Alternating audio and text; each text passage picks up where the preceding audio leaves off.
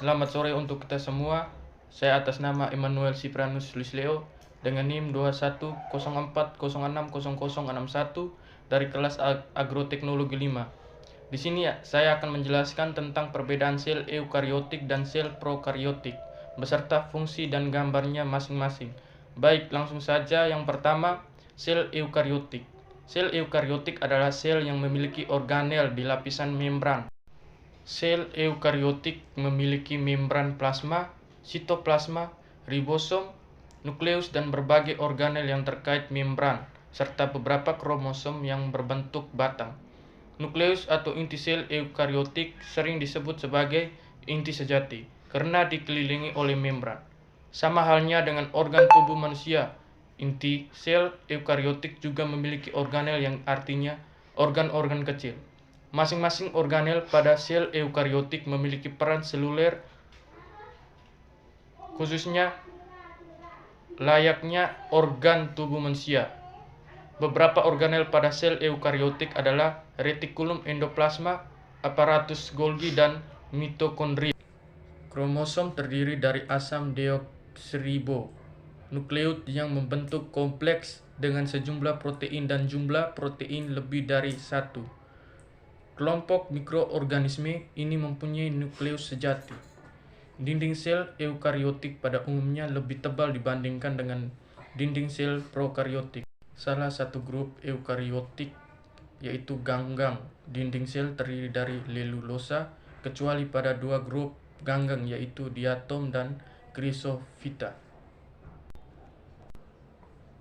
Yang berikut fungsi sel eukariotik. Fungsi sel eukariotik sebagai tempat penyimpanan bahan-bahan kimia yang penting bagi metabolisme sel. Yang berikutnya gambar sel dari eukariotik. Struktur penjelasannya sebagai berikut. Yang pertama, membran inti sel. Membran inti sel adalah lapisan pelindung inti sel yang bersifat selektif. Membran inti sel ini memisahkan inti sel dari sitoplasma. Membran inti sel memiliki pori-pori sebagai jalan transportasi zat yang keluar masuk inti sel. Membran inti sel tersusun atas karbohidrat, protein, dan lemak. Yang kedua, nukleus. Nukleus adalah inti sel tempat terdapatnya kromosom yang tersusun dari materi genetik DNA. Kromosom yang memiliki oleh eukariotik tidak memiliki oleh prokariotik. Yang ketiga, ribosom. Ribosom adalah organel sel yang berfungsi sebagai tempat berlangsungnya sintesis protein. Ada dua macam ribosom, yaitu ribosom yang menempel pada membran retikulum endoplasma dan ribosom yang berada di dalam sitoplasma.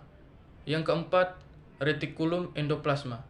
Retikulum endoplasma adalah serangkaian membran yang berkumpul dan membentuk semacam kantung. Yang kelima, mitokondria.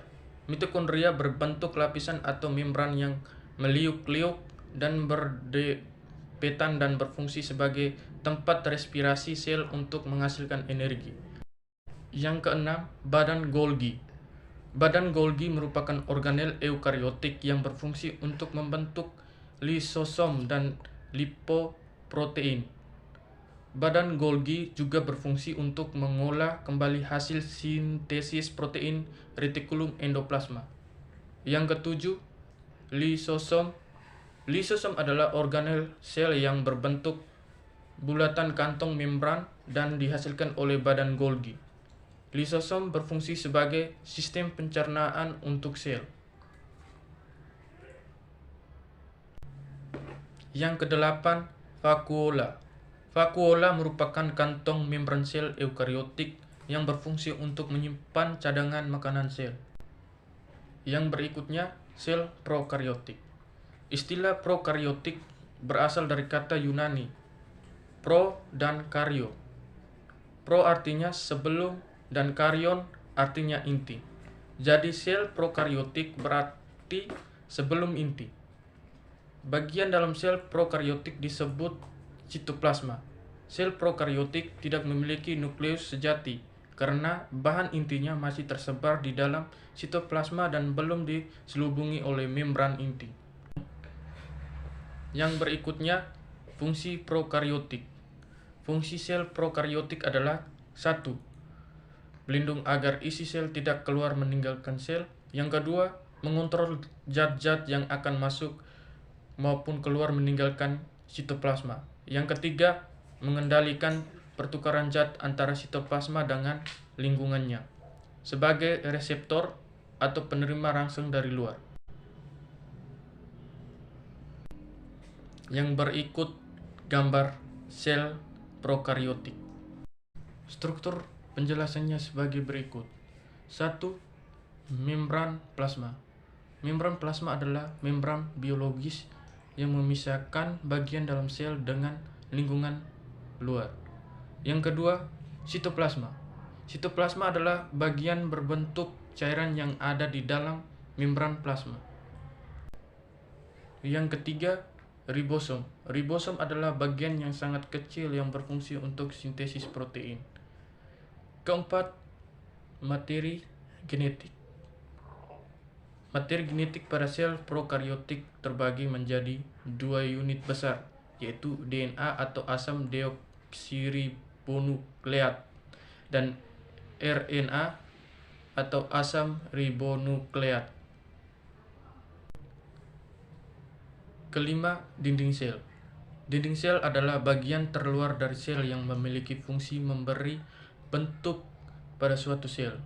Komponen struktur dinding sel pada prokariotik sebagai besar adalah peptidoglikan yang merupakan molekul kompleks. Yang keenam, flagela. Flagela adalah tonjolan panjang seperti cambukan yang membantu sebagai gerak selular, tetapi juga sering memiliki fungsi sebagai organel sensorik yang sensitif terhadap bahan kimia dan suhu di luar sel. Sekian dari hasil presentasi saya ucapkan terima kasih.